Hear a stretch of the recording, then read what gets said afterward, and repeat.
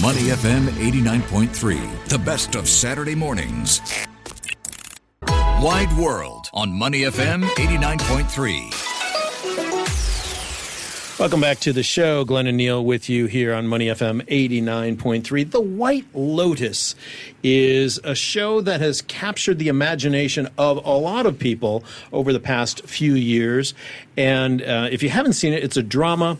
It's usually each season is set on a different sort of beautiful island scenario, and then mirth and tragedy ensues throughout each of the episodes that they have. But there is something different that's happening around the White Lotus, which is what they're calling the White Lotus Effect. And this is the power of how the cinematic storytelling is shaping tourism and luxury branding, certainly product placement and consumer behavior within this idea of what this show has done for the viewers. I thought it was a really interesting topic. Coming on to talk with us right now about it is Oliver Corrin, the creative director of strategy and branding at EDG Design. They're an industry-leading strategy brand and interior design studio. Oliver, great to have you with us today. I just think this is a really, really interesting crossover between the real world and the make-believe world. Well, no, thank you so much. It's wonderful to be here, guys. Thank you so much. How did you first start thinking about this and from the design perspective that you occupy? I think it's sort of like when I first watched it made such an impact. I think like some shows have had this impact before. You look at like Bridgerton made such an impact, and then you have like White Lotus, which has had such an impact. And I think it was the result. I think, you know, when you did like the first season, which is fantastic, I still think at the moment it's my favorite. And you had like the 4 seasons in Maui, and it's when I saw the statistic that following the show, these sort of their bookings and online traffic went up by 425%. Really, at that hotel? At that hotel. Holy cow! And then, because of course everyone's googling it, like, where is this place? Thing, right? People want to know it because I think. And then you look at like the second season, it's the San Domenico Palace in Sicily. Right. They've tripled their average daily rate in their rooms, and they're booked for a year. You know, and it's just proof. And when I saw these, like, you know, these are things that brands dream of. You know, they strategize and they look at what their like marketing campaigns will do. And, you know, it's this thing. But then when we saw with White Lotus, it's the fact that, you know, people want these sort of cinematic, immersive experiences. But it's also a massive part of it is escapism. And, of course, we're in now the third season, which is in Koh Samui. It is. So now that you mentioned that the demand there is surging as well. It's huge. I think that they'd say, like, another statistic, and they say, like, Hotels.com said that, following the 2 days following the premiere of the first episode, bookings went up in Thailand by 500%. Wow. You know, it's pretty... It's nuts, It right? is nuts. People are going absolutely mad for this It stuff. literally happened to me when I was watching season 2. I saw the part where the family goes and does the tour of the Godfather sites. Yeah. I didn't know. Why would I? I didn't know they still existed until I saw the second season of The White Lotus. And, that scene where Michael Corleone stays and he's, spoiler, the film's 50 years old, and his wife gets blown up in the car. That mansion, that it's still there, and they do Godfather tours. Oh, yeah. And literally, as soon as the episode finished, I went on and Googled, and then I said to my family, right, we're off to Sicily. We're going to do a Godfather tour. You wait till the episode's over? I'm like on my second screen, third screen the whole time. No. I respect Who's that actor? Who's that actress? Where is this She done? does that. It drives me mad. I do it nonstop. Are you kidding? I respect the writer's vision. Watch the program, then do it. But this is not new. I mean, Oliver, this is not new. For years, people have coveted being included in a James Bond movie. If you get your location in a James Bond movie, you should see a surge in tourism afterwards. But this seems very specific. What is it about the White Lotus effect specifically, you think, that really stands out for you? I think for me, I think it's a good example as well, as you say. Like, I think there's the restaurant at the top. I think it's in Austria. There's the restaurant at the top of one of the mountains there was featuring James Bond. Can't remember which one. And I went there, and they're still pushing that now. Of course, this was like decades ago. But they're still pushing it. I'm like, okay, cool. It's still cool. But I think the one thing with the White Lotus, I think it's also extremely relatable and real.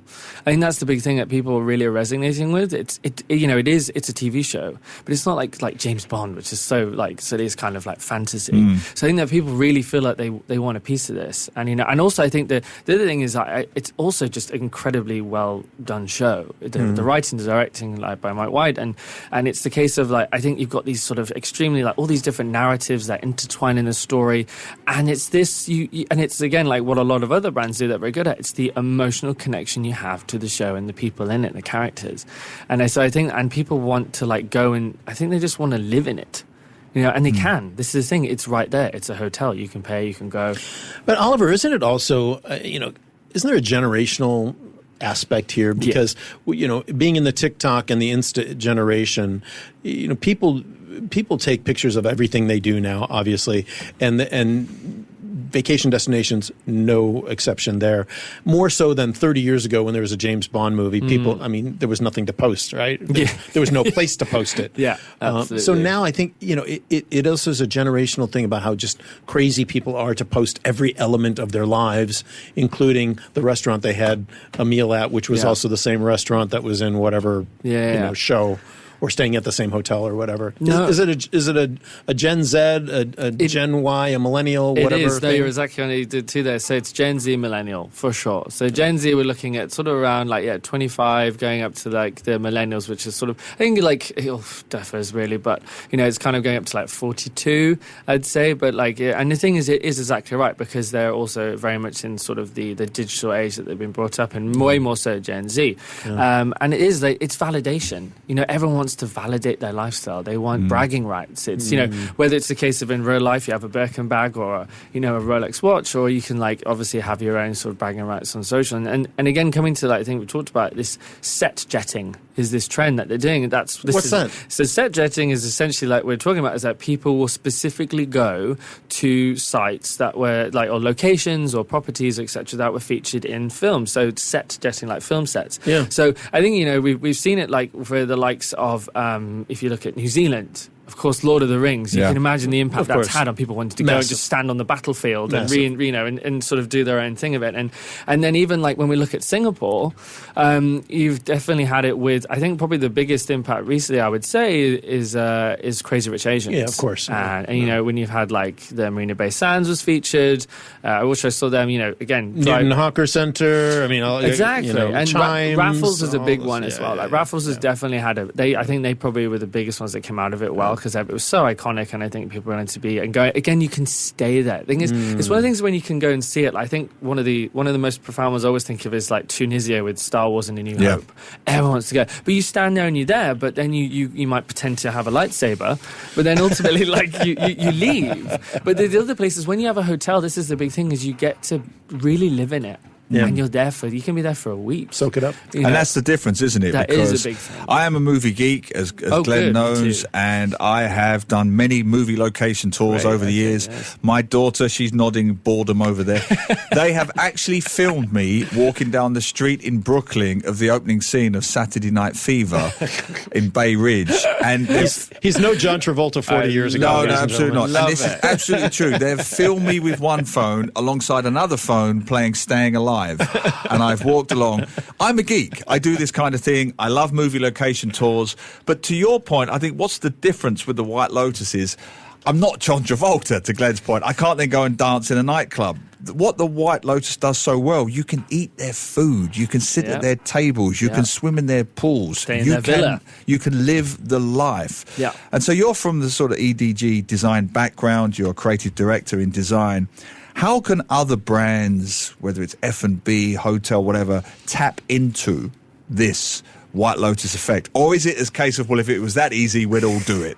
No, I think that's a really super question. It's obviously that's what we're working with a lot of our clients with as well, because I think it's it's one of those things where it is definitely possible. Of course, it's great when you have a movie or a TV series on HBO Max, and of course, it's global. Because it doesn't always work. They assume we're going to get a big spike in tourist numbers, and it doesn't. And of course, because how many films and TV shows are there that are filmed all over the world? It doesn't mean that we're all flocking to all those places. So I think there's one of those things that, again, if you take example of like, say, other sort of legacy brands, if you know that you have there, like when we say legacy, we mean like if it's like the Peninsula, or you know, say, or Mandarin Oriental, but they're all very different in the way they do things, in their brand and their ethos. But I say the big thing is that it's the fundamentals. We talk about what is the effect. It is the idea of this cinematic sort of escapism and immersive experiences, whether it's an entire property of a hotel or say individual F&B outlets. And the way that we look to do it is that you do have to create a narrative. You really need a strong point of view, and I think that also comes back to the basis how we all start EDG is who's the guest. Like, really, who is it? And really be super specific about who that guest is. And then you really understand their sort of psychological profile. What's going to resonate with them? Like, what are they looking for? You know, their own values and ethoses and the things in life. And this thing, when you really understand that guest, it helps you to shape this narrative and story that you want to tell. And the story might be behind the food itself. It might be behind, if it's a property, it might be something really historic about the building, or it might be something like, or the ground it sits on. You know, so it's really the story that you create. Even a restaurant, say, it might be something to do with the chef, it might be the chef's mother, and like their profound impact they've had on their life. So it's really understanding this context of what you're trying to say, but like, and the story you're trying to tell, but also make sure it can really resonate with the guests. We're talking to Oliver Koren, the creative director of strategy and branding at EDG Design, an industry-leading strategy, brand, and interior design studio, talking about set jetting, or the White Lotus Effect. That's a new term that I'm going to use now, set jetting. So thanks for bringing that up, Oliver. Is the White Lotus Effect solely based on TV shows? Can this narrative that you're talking about, can this experience that you're talking about be driven any other way other than a popular Netflix or whatever show? Can it be social media driven? Can it be word of mouth driven? Like, does it have, because so far the White Lotus Effect is or the James Bond effect, or the whatever movie effect has been kind of a location based on a movie. Can it be done other ways? That's a fantastic question. I think like it also doesn't need to sort of be a show itself. Like, I think maybe not exactly the same thing, but like there's actually a coffee shop in Brooklyn, you know, what they wanted to do is they wanted to feel how could they connect with their guests more, their customers. So they started to create their own mini show on their social media channel. So they became the people, they became the characters, they were there, they had mini episodes every week. And the thing is, again, like guests came in and customers came in, and more so, because they want to be able to. They could say it was a step further. They could interact with the actors, right, who were the team that worked there. So I think it's a case of like in it say that's coffee, and I say like ultimately like I guess that is kind of location based. I guess there has to be some kind of physicality, I kind of believe, to it. Yes, you know, it can't just be so like digital, because. But I mean, with the vehicle to get it out into the world. Oh yeah, definitely does not need to be. I think honestly, like when you look at like what people, I think like one of the most profound examples is a chap who started opening up Pokemon cards, and he filmed it. But what he did differently is he started to do a jingle to it. Then he started to not just open up the good ones, he opened up every single one and showed disappointment. And then fast track, like 2 years later, he's doing like collaborations with Nike. He's gotten a massive following, and it's sort of. And he's sort of opening up Pokemon games at the beginning, opening of like NBA games at the opening of the season. Yeah. So again, it's like, and it's these things like this sort of, it is this culture. I think culture is a big thing as well. Like, I think this is a big thing that is driving it. Like it's also like a case of like, the people are resonating so much with culture, and it's driving so much now. And again, like it's hard because culture changes so fast. But I think it's true what you say about the physical, tactile experience. This is something we talk about on this show a lot, which is why Resorts World Sentosa and others are looking for that immersive, interactive experience. Because I think we give Gen Z a bit of a tough time. We say, they're all virtual. Actually, no, they want physical, tactile experiences more than ever. And I'll give you a very good example that I think you'll relate to. The Rocky Steps in Philadelphia. For the longest time, the museum, the art museum at the top of those steps, shunned the Rocky phenomenon. They looked down on it snobbishly. They said, look, this is so patronising. We get thousands of people run up our steps every day, but not one of them sets foot inside our wonderful museum. So they shunned it for the longest time. Yeah. But it's only been in recent years that the local government has fully embraced it. They now have a Rocky Day every year in Philadelphia. Quite right. And it brings tens of thousands of people to the city, to the restaurants, to the hotels, and shock horror, even to the museum itself. Because it's a physical experience. Yeah. It comes back to what you said. Kids are Rocky. When they run up those steps, any age, any race, any generation, for a few seconds, when they run up those steps, they become Rocky Balboa. Yeah. They become, it's like the White Lotus Effect, isn't it? Yeah. And that's the kind of thing that brands might want to embrace going forward. For sure, and we're seeing so many brands use the like the same. I think like H&M and other brands are doing all these collaborations where they're doing special lines of it. I think you've got like iced tea brands and pre-made coffee brands doing like sort of the Thai, like White Lotus Thai tea. Like it really is that everyone is jumping on this bandwagon just to kind of get a piece of it, because again, like people really resonate. And going back to I think it's Neil, your point, which is really good. Like I think when they did they did the Harry Potter exhibition, didn't they, here? I think where you went and did it, and you were given a wand, and then when you waved the wand in certain places, it interacted. And the thing is, you're breaking the digital and physical become the same. Like the realms of reality. Yeah. Like suddenly, what your fantasy is, it's suddenly becoming real. And I think again, like when we talk about Gen Z, like they want the physical, but it's also, I think the flip side is that it also needs to be like sort of a heavy digital element to it, which is it's not so like the forward, like sort of the front first of the experience, but it needs to be there. I think that's what's changing now. When you look at like sort of baby boomers, etc., they're very physical. They're not so digitally savvy generally. I'm speaking generally. But then when you go beyond like millennials and then down to the younger age of Gen Z, they want that experience, but they also want a heavy digital integration. Yeah. Which I mean by that in a hotel is like, oh, I want to have, yes, I want to go to a spa experience or a restaurant, but maybe if you like scan a QR code on the menu, suddenly you're going to be told about the sourcing of all the food, where it's come from, the farmer that did it. And they want that, they really want to go deep. Yeah. It's not fluff. They really want to know. And they also want to know where their food comes from. They want to know the impact that has. So I think that's the big thing that we're trying to see is it's this the phygital, the merging of physical and digital. Yeah. And I think that's a big part of what we're doing at EDG, as well as how do you do this? Because ultimately luxury generally isn't all so tech.